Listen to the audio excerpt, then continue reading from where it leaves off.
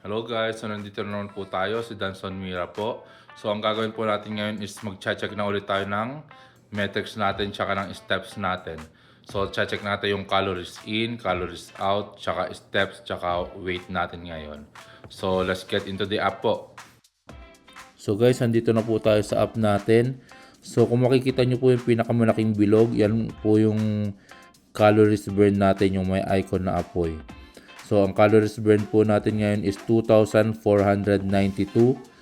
Yan po ay yung kasama na yung BMR tsaka yung calories burn natin through our activities.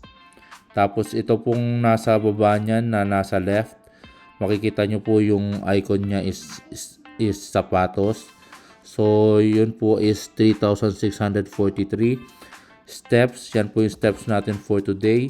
Hindi pa po natin na-reach yung 10,000 steps kasi hindi naman tayo masyadong naglakad ngayon. Tapos kung makikita nyo po yung gitna niyan, yung may icon na parang orange na prutas, makikita nyo po is 1,018 calories. So yan po yung kinain natin for today.